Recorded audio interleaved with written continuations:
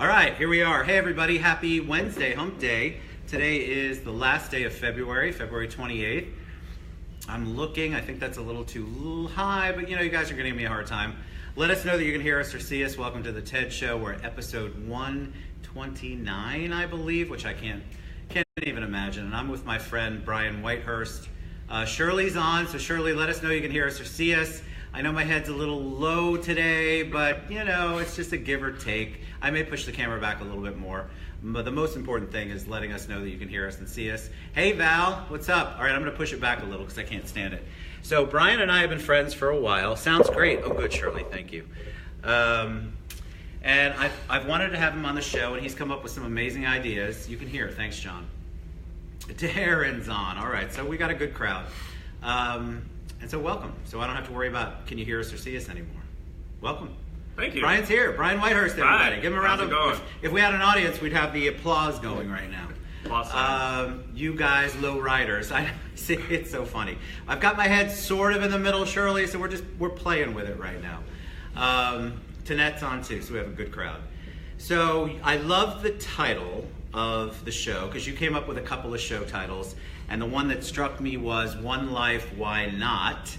And I think that's a normal message that goes on here at the TED Show a lot, because I think a lot of people are really questioning what they're doing in their lives, if what they're doing is meaningful. I think a lot of people are going through their midlife crisis a lot earlier. Hey, Tanette. And so I love the topic. I think it's awesome. So welcome. Thank you. Give us a little bit of history on you. And I know that everybody can read and they can see your bio, but we all know nobody reads anymore. I'm kidding, guys. And so tell them a little bit about you. Well, I'm originally from California. Moved here when I was probably like 10 or 11 years old. So grew up here in Orlando itself when it was really a small little town. And now it's really on its way. Was it really a small town back then? Yes, it really was a small town. No way. I'm showing my age, but yes, it was a small town. Love it. Yes, the only exciting thing to do in Orlando back then was Disney. That's true. We used to be just governed by the mouse. Yes. And we're not governed by the mouse anymore. I think. Don't you think we've... Oh no, Bryan's going to disagree. I don't know. See, this is the way that it goes in the TED Show since I have no producer. See, now that's a little better. Our heads are almost toward the middle. And so you came down here. Why did you come here? Parents. Parents moved. Yeah, parents. So I was, like I said, I'm from California originally. So I went to school here and really just, I don't know, as a child I always knew I was going to be an entrepreneur. I didn't like being told what to do. So that's kind of a good step towards entrepreneurship. So you're oppositionally defiant, yes. is what we used to tell the kids. Yes, just that's a little good bit. though. I think that spirit is good. I mean, I know as a parent sometimes you don't like it, but honestly that's actually a good spirit to have. No, absolutely. And I just really I always found little things to do as a kid, doing the lemonade stands, or I actually used to go around the neighborhood and find the seniors and kind of help them out doing things and make a couple bucks here and there, and mowing lawns, the usual stuff. But I started working at actually the age 14, worked in my dad's warehouse, and after school, during the summer, paid me decent money. I actually started growing my skills at 14, learning how to interact with people and learning how the business world worked and so forth.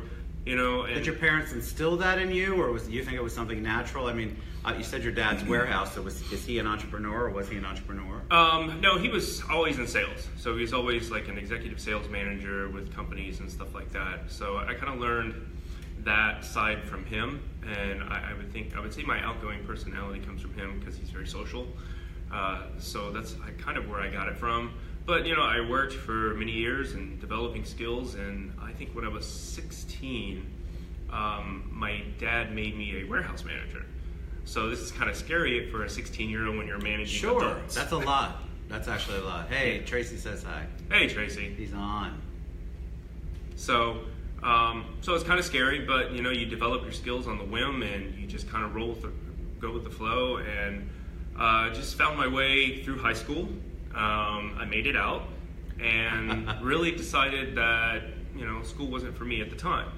So I kind of went on and went into the workforce world and built more of my sales skills and people skills and everything else until I was about 24, and then I met my now ex-wife. and got married pretty young. Had kids. I have 2 kids now. One's gonna be 20. I know my youngest is gonna be 20. I saw yours was born in '98 and 2000, yes. right? 2002. Yeah. So my daughter's 16. It's crazy to know that they're that old now. You started young. How old were you when your son was born? 25. Okay, yeah. I was 27. I mean, that was That was actually young for back then. Yes, it was very much so. So since I started a family, I had to kind of. That's a motivator, right? Yes, that is a motivator, especially when the wife at the time was like, "You need to do something with your life." Yeah. So I went to school. I went to college. Worked at. I always loved medical and science.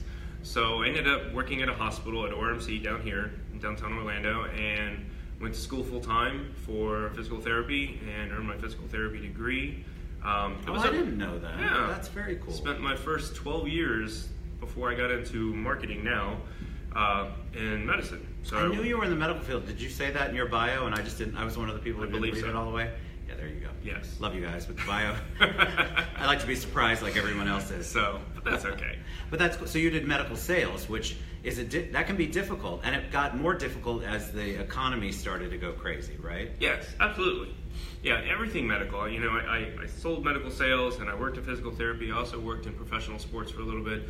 So kind of built my resume, so to speak, and really built my skills as a professional. And you know, got about 2012, got kind of burned down. Well, actually 2010 got kind of burned down on it. Still did it a little bit with private clients, but that's when I really started a boutique marketing company. And I just people say the word boutique, so yes. That means you started it, but you had your ideas and you wanted to do things differently. Boutique means you're a startup. You're actually trying to cater more to a specific clientele. Exactly. Yeah, and my specific clientele is I had a lot of friends that were bar owners, and they were like, market our bar, throw parties, throw events, bring people in the door. I'm like, okay, I can do that. And that sounds like fun, actually. It was fun at the time. It was a lot of fun.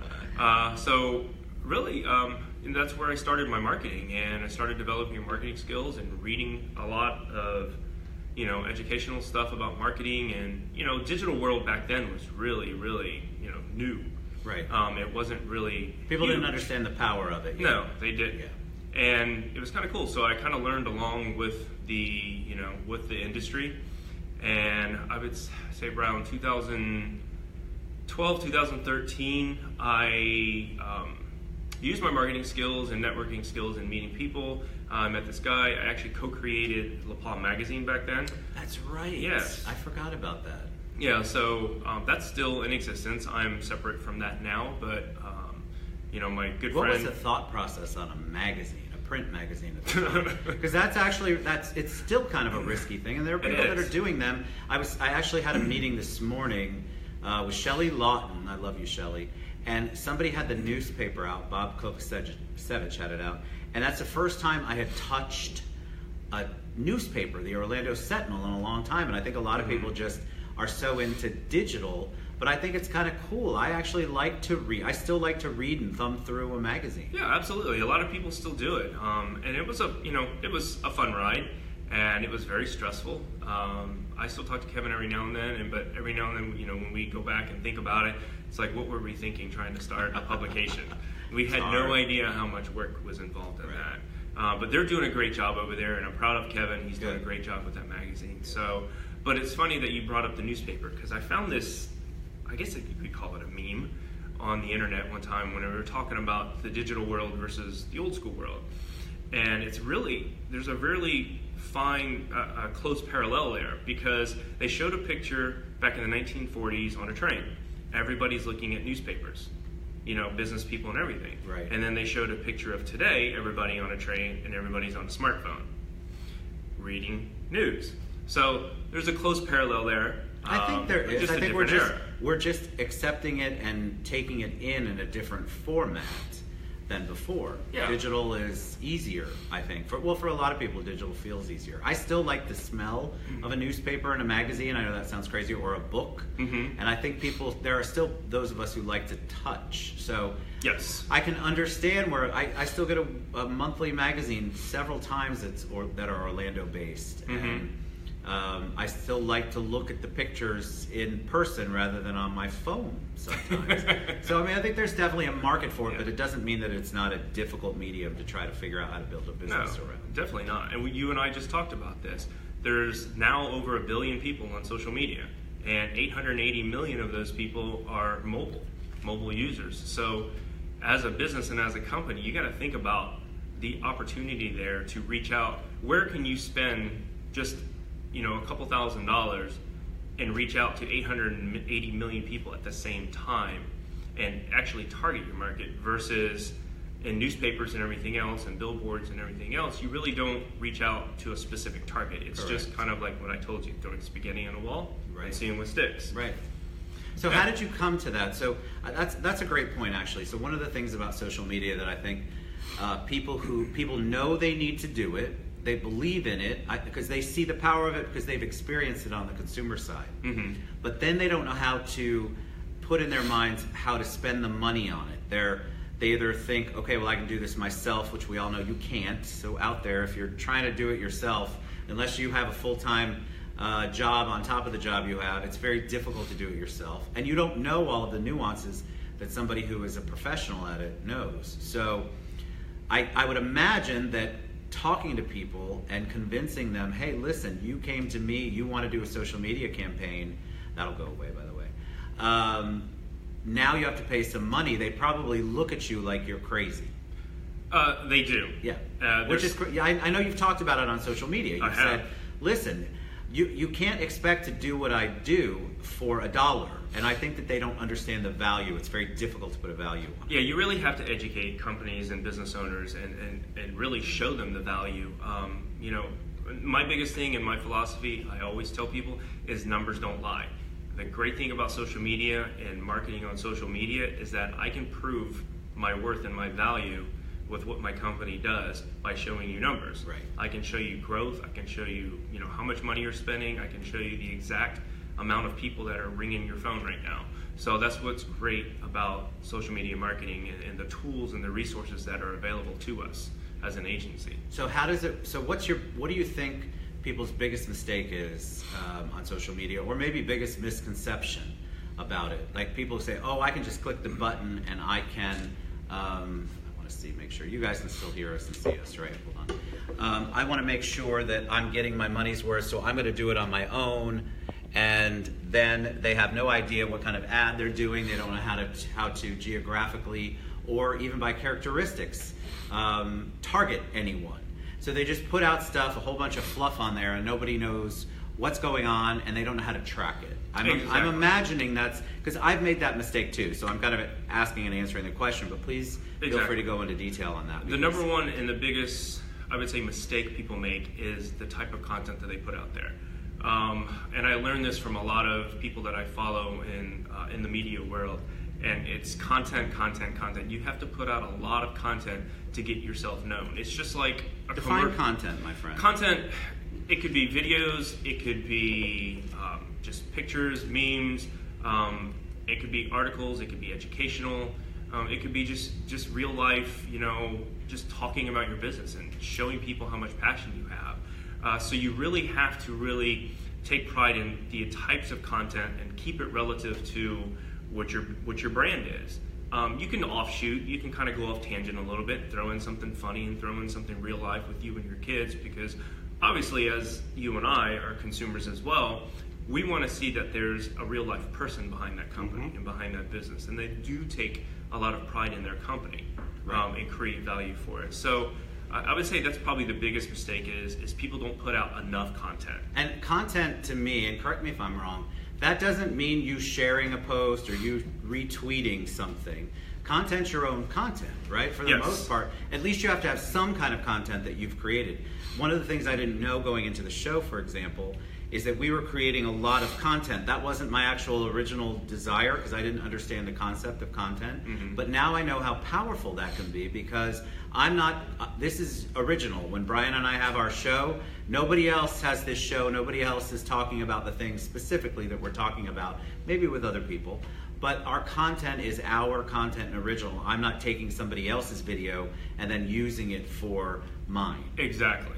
You got it right on point. Yeah, the content has to be original, and I tell you, I have a team of probably around 2 to 3 people is what I typically use to create original content for my clients. So because it's not just Facebook, it's every social media platform. The more social media platforms you're on, the more content you're getting out there at one time. Correct. So if you're on 7 different platforms and you're putting out 1 post per day on each platform, that's 7 posts a day. It's repetition. It's just like a commercial. The more you see something, the more you acknowledge and you understand, oh, Bryan, I've seen that name before, or oh, Edgy Concepts, or the TED Show, or whatever. Right. The more you see it, the more you know it, the more you live it. So what kind of people would come to you? I see some people popping on. Tanette, I'm not talking about you specifically, but I bet you could use some help like I can in this. She was on the show with Cedric. Was that just yesterday? No, that was Monday. I think people don't know if they're at the point where they should reach out to someone like you. So let's say I've got a business, I'm new, or I'm trying to expand and grow. Mm-hmm. What level do they need to be at? Because I think a lot of people think, well, I'm a one-man show or I'm a two-man woman shop. Obviously, I can't afford to utilize somebody who does social media, when in reality, that's, in my opinion, not Bryan's yet, you should be putting your money into that. You should be, if you really are comfortable with social media and how it works, you should engage an expert like you. So talk about kind of the consumer that might come to you. I would say any type of consumer. I don't care if you're a startup or a one-man show or, an enterprise or a medium-sized business. It doesn't matter. If you're not spending 75% of your budget on marketing, especially for a startup, because you got to get your name out, you got to get your brand out there, then you're doing something wrong. If you're not using social media, I agree. You're definitely losing out on the rest of your competitors. And that's the biggest thing that I come across is hardly anybody uses social media, but the people that do use social media, they're using it improperly. A lot of people think, as an agency, we just have people that just throw posts up there. Right. Now, it's not just throwing a post up there, crossing your fingers and saying, "Oh my God, is this going to, get reactions or is it going to get engagement?" Because if you're putting content out there and it's getting 0 engagement, then you're just wasting time. I agree. I think one of the biggest, hey Jeremy, good to see you. I think one of the biggest problems I have is that I'm doing it all myself. So I'm the guilty party of doing that. I haven't engaged anybody specifically yet. I know I need to, and I think a lot of people know they need to. But what they're doing is they're throwing all the spaghetti against the wall, which you thought. And I see sometimes my social media gets a ton of likes and hits, and there's a big impact. And then sometimes, and it's probably because I haven't used the right hashtags, the right wording, because isn't it sort of a lot about algorithms and Yes. repetitiveness? So there are things that I scratch my head and I go, why? But I don't have time or the expertise to evaluate that, but you guys do. That's why you set it up where it's going to be the most impactful. Yeah, exactly. And I'm going to take it one step further for everybody that's watching. I don't care if you have 1 million followers or 10 followers. It's engagement. Because if you have 1 million followers and you have 10 likes here or even 100 likes here or 10 comments there, you have fluff. But if if you have 1,000 followers on Instagram and you're getting 100 to 200 or even 50 likes and comments and people are commenting and they're sharing and everything else, you have good engagement, you have good followers. So it doesn't matter how many followers you have, it's the quality of followers that are actually interacting with you. Right.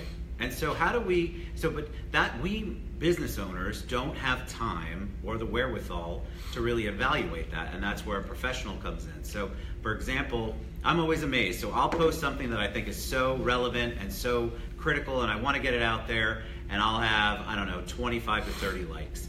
I'll post something that is more personal, and I don't know if it's the algorithm or how people respond or both, and then I'll have 200 likes. And so I don't understand the rhyme or reason about that, but you do. Yes. 2 things. Hashtags and influencers. Hashtags and influencers. Yes. Using the right hashtags for whatever you're posting. Okay, it could be, a talk show, or let's say it could be a McDonald's hamburger. Hashtagging hamburger, hashtagging McDonald's, hashtagging Happy Meals, hashtagging, little kids or explain hashtags parents for them, because what I describe it, and this is probably wrong and probably completely unprofessional, I think that there's a whole group of people that use hashtag like us old people use Google.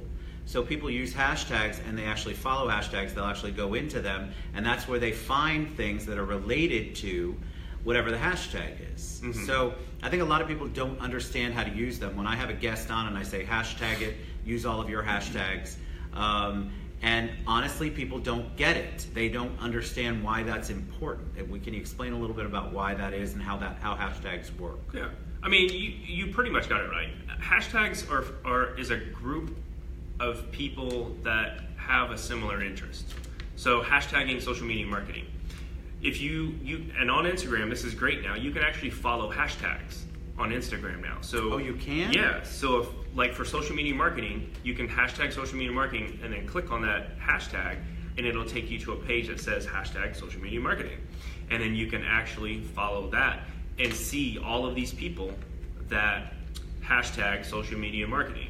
So there's companies on there, there's agencies on there, and there's just regular people that just trying to get some, information. So it's kind of like free advice, but using the right hashtags to whatever your post is important, because that's how you get new followers, and that's how you get, likes and comments and engagement, because people find that same interest as you do.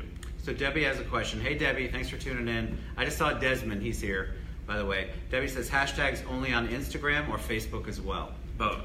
You can hashtag on Instagram, Facebook, you can hashtag on Snapchat, you can hashtag on Tumblr, you can pretty much hashtag on any platform now. See, there you go, Debbie. So when Debbie and Desmond were on the show, we talked about hashtags and how important they are. And a lot of people say, hey, don't do hashtags on Facebook. But I was like, that's not true. There actually studies have shown that people are, I love you, Allie McCarroll, thank you. I just messaged Allie McCarroll. This is the great thing about live. So my phone is starting to die. No, come here, would you mind? This is Allie McCarroll, everybody. Say hi, Allie. Will you gently plug it in there? Actually, I'm going to do it. You keep talking. So thank you, Allie. So people actually don't understand how important the hashtags are when they're trying to grow. Hold on. They're trying to grow their followers. And followers really are the key on social media, because the more followers you have, the more people you are engaged with, and then you get more people who see your message. Yes. And I think that people underestimate that. And then Willow just had a question. Explain what John said, what do hashtags do for you? And then Willow says, hashtags like Nutroco.com. Did I do that right? That's Willow Shakespeare. I don't know. You must know Willow. Yeah, I know Willow. I do. I love you, Willow. Hi, Willow. But I think people don't know what to do. So one of the things that I think people make a mistake with, and sometimes it's funny, but it's not powerful or impactful. If you have something to say, like you do this long hashtag that's basically what you're thinking and you're hashtagging it, that's not going to be impactful necessarily. No. So it might be funny, but if you're really trying to do business, you want to make sure that the hashtags are related to what you're trying to accomplish. No, absolutely. And you can even create your own hashtag, like hashtag the TED Show. I have the TED Show, so yes. You can actually hashtag the TED Show, but it took a while for me to continue to hashtag it, for it to be a real hashtag that came up with, 500 or 600 people who've actually hashtagged that. Yeah, and it takes time, because the more you put out hashtag the TED Show and you get everybody else to hashtag the TED Show, it's an exponential growth. So, 5, 10, 15, 100, 500, 1,000, and then next thing you know, you have 500,000, people on that hashtag. Right. So, and that's how you grow your business, because that's putting you in front of more people. Because I want everybody to think back. There's over 1 billion people on social media and over 880 million mobile users. So you can't just put a post and then 880 million people see it. Hashtagging allows you to exponentially grow your audience to see your post. Correct. All right, so I have basically taken this over with all my crazy questions. I want Bryan to have time, because he's got a whole list in front of him, so I want him to have time to talk about some of these things. These are questions so that I get every single show that I do, and having you on here is so important, because I think people really do want to know. But it's funny, because people are afraid to ask because they feel like they're not smart. And trust me, it doesn't mean that you're not smart. It's just you're not an expert in it. That's why you have experts. You have Bryan. I'm not an expert in it either. I don't know all the answers. That's why I consult people like Bryan to get the answers. So don't feel bad about asking the question, but so you have a list here. He prepared and has like something we printed. I mean, he's he's a guest that like has everything organized. So I'm going to shut up and I'm going to allow you to talk about some of the things you want to talk about. Well, there's a funny story behind this. I always print stuff out and I've done this ever since my first speaking engagement, and I do this even if I speak in front of a big full room. I always have to have something written down so that I remember what I want to talk about, because I prepare and I know what I want to talk about and I do speak from the heart, but there are certain points that I really want to convey a specific message, and that's why I put it down, because I get brain fart when I get in front of a camera. No, listen, we all do. You can't remember everything. I mean, look, I'm gonna allow more time because I think it's important, because I've basically asked all the questions I needed and people who had pre-messaged me before and asked. So yeah, please talk. I get it. We all get caught up, and then we're talking about cool stuff, and then there are some points that you really want to make for the show. Yeah, and I mean the biggest point is the theme, or I would say the message behind my One Life Why Not, is because most of us have done this through decades and decades. Society has dictated what we should do. We've always done what others want us to do. We've done what our parents wanted us to do, or we do what society says we should do. It's, graduate from high school, go to college, get a degree, get a career, 9-to-5 job, get married, 2 kids average across the United States, and then you save for retirement, and then you retire at 65, and then you hope you have enough to retire on, and to be able to actually do what you want at 65. So why not do what you want at 25 or at 20? I've come across people on Instagram and social media, 18, 19-year-olds that have their own business, that are millionaires, that I agree, that do what they love. And that's the thing, that's how I came up with this topic, is that I talk about a lot. And I do have a passion for it because it's empowering. That it doesn't matter how old you are, you can do what you want to do. Find a passion for what you have that you love to do, because we all know that we buy from people that have a passion for their product or their service. Because you can tell, the fakers, it's crazy, there's so many of them around, but you can tell when somebody's really passionate. And people underestimate the value of transparency and actually being authentic. Yeah, and a lot of my clients, they tell me that. They hire me over the bigger agency because they see that I am transparent. And I'm very transparent when it comes to my services and my company and how I'm going to help you grow your business.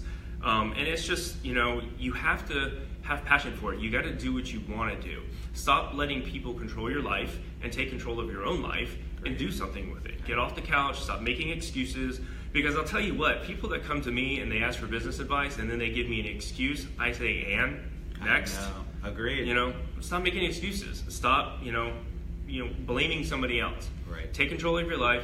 Do what you want to do. It doesn't matter if you're 45 in a career, but if you're not happy working in a 9-to-5 job or working for that company, and if they don't make you happy and you can't go home and be happy after you're done with work, then you're doing something wrong. I agree, and I think a lot of us, we've talked about it on the show a lot. People are paralyzed by fear. They're afraid of what people will think. They're afraid of losing whatever their security is, whatever their stability is in their minds. But if you have this amazing dream, you have a vision, you want to do something, at some point you need to figure out how to make that a reality. Now, I'm not saying, we talked about this, don't jump off the building and you have no safety net. But there are ways to begin to work on it. Instead of spending all that time on Netflix, I love Netflix, nothing against it, spend some time on developing your business outside of what you're doing now to bring in money, and try to figure out how you're going to move forward. But I can tell you that if social media is not part of it, if you're not marketing properly, then if it's not part of your plan, then I think that your plan really needs some work, and that's sort of where Edgy Concepts come in. I love the name, by the way. Oh, thank you. I love that name. Thank you very much. I had to figure out how to tag you, and you were under Edgy Concepts on Instagram. Oh, yes. All right, so we have go ahead. You probably have, closing words. Okay. If you can. Yeah, just a couple other things. Please talk about what you want since I took over. Sorry. That's okay. They had questions. So, the biggest thing is, realistically, you can monetize anything. You can make money at anything. Look at those 4 TV products. How many of us saw one of those products and just laughed as like, oh my gosh, are you kidding me? Right. But you can monetize anything. And Ted, I was telling you about this earlier. I was searching for like very unique companies and businesses and stuff like that. And I came across one on Instagram, and it was called Hedgehog Love. And I had no idea that there was this huge audience that love hedgehogs. I mean, they are cute little animals, but I had no idea. This Instagram page has over 11,000 followers. They sell t-shirts, they sell little stuffed animals of hedgehogs. And when I saw that, I'm like, yep, you truly can monetize anything. So, but that just leads to the, you have one life. So why not do something that makes you happy with it? And I'll leave you with this, these last two things. Stop focusing on money. I know money's important. I know we got to pay bills and stuff like that. Amen. But as a business owner, when you start focusing on money, you're going to lose bad. Stop focusing on money and start focusing on your legacy, your reputation. Because your legacy and your reputation are going to take you much farther than focusing on money. Because what do you want to leave behind for people to talk about when you're gone? Right. Do you want it to be negative, or do you want it to be positive? And that's the biggest thing. And the last thing really, Ted, these days you can invent an app, you can really start a blog, sell t-shirts online. There's so many things that you can do with the digital world to be successful. But if you're going to be successful, you're really going to need to start with one thing that you love, like we talked about before, that you truly love, that you have passion for. And that's all you need. That really is enough. And honest enough, but that product or that service that you're going to sell, it's got to be made from you. It's got to be made of you, where you came from, who you knew, your history. Everything goes into that product and service of who you are. And then, you know what? You might have a chance connecting with everybody, the 880 million people that are on users. But that's your ticket, is finding that one thing that you really love, Ted, and like you and the TED Show, and you love helping people. And I really value your friendship and meeting you when I met you. And you and I have had some great talks coming in, but I hope I touched some people out there today, and I hope I motivated some people, because stop living what you're not happy. If you wake up every morning and you're not happy, change it. You have do to something change about it, right? You have to change it, and that's one thing I would encourage you to do. Again, don't leap and leave in a minute your one job that's actually helping you pay your rent, your mortgage, but figure out one step at a time how to make the move, how to progress. It literally can be one step at a time, but make some progression, move forward with it. What Bryan said is absolutely right. So at the end of the day, if like some of my friends in 2017 that passed and they were 45, they were 35, it says video interrupted, but that's just us. They were 25. Listen, you don't know about tomorrow, so do something, do anything. And I think that's what Bryan's one life, why not? Why not? There's this whole incredible movement. We're all told to say no to a whole bunch of things, right? There's this whole movement about saying yes for 30 days, and I love it. I haven't done it yet. But say yes, like figure out how you can yes yourself past what you're doing right now. So no, exactly. And one last thing, Ted, surround yourself with positive people only. Amen. Get rid of the baggage, get rid of the negativity. I don't care who it is, I don't care what it is, get rid of it, because it will tank you, it will bring you down, and you'll never succeed. Surround yourself with positive people, successful people, and watch how far you go. Love it. All right, love you, man. Thank you so much for being Thanks for having me on here. You guys were awesome. And so Bryan and I will respond to all of your comments. Fantastic comments today. We love you guys so much. Thank you. Thank you, Shirley, for saying that. She said, sure touched me. Thank you so much for your knowledge, Bryan. Thanks, Shirley. Appreciate it. You guys are amazing. We love you, and you're amazing too. So we'll share all of Bryan's contact information, how to reach him, his URLs, his hashtags. Watch his hashtags. This is important. And you guys can learn from that, and you can reach out to him or me. But we love you guys. Thank you so much for being here, and thanks for putting up with the camera stuff. Still trying to figure it out, but anyway, love you guys. Have a good day, guys. Have a good one.